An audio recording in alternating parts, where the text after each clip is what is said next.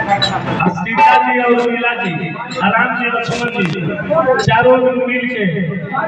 हो लोग खाली प्रिया का हमारा खाली देश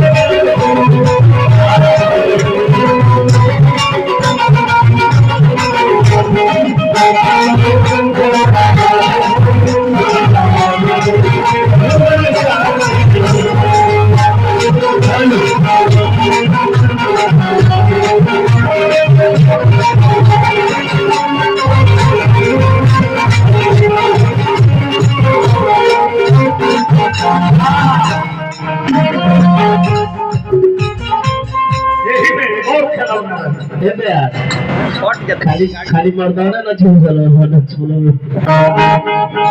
माने खाली मर्दाने ना छू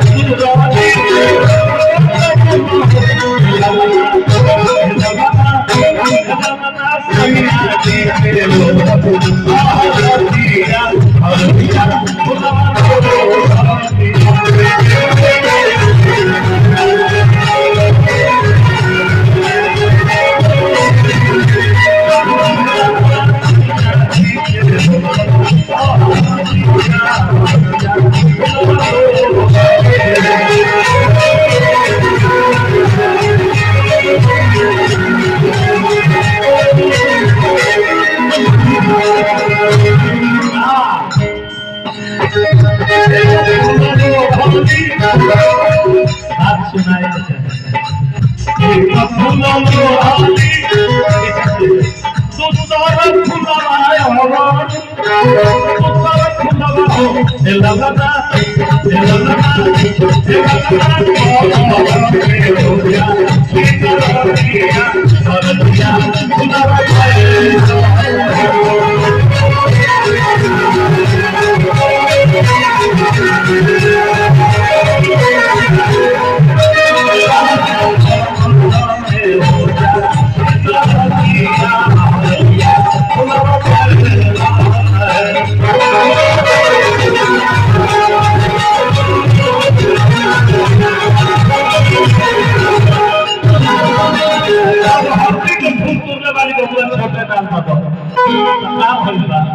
काम घबराता कहाँ से लौंडा धली लो अबुरान बोल के बंद करा काम घबरा दे हमनी के फाटा अच्छा ढेर हो गया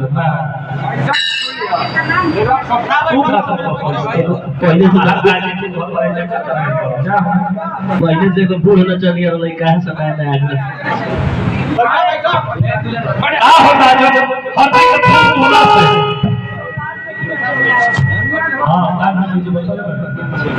जब हल्दी का फूल तोड़ला से कमर में दर्द होता तो खीस में कहता है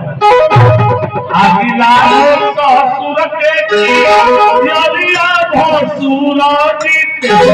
बकवा ना हो ए लगना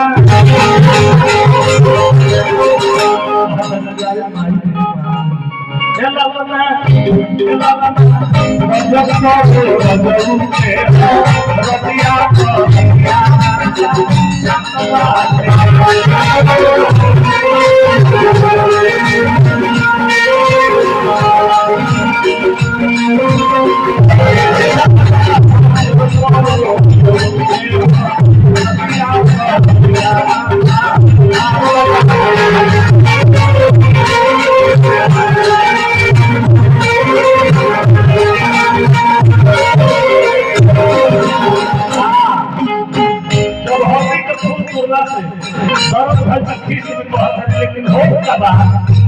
जाती की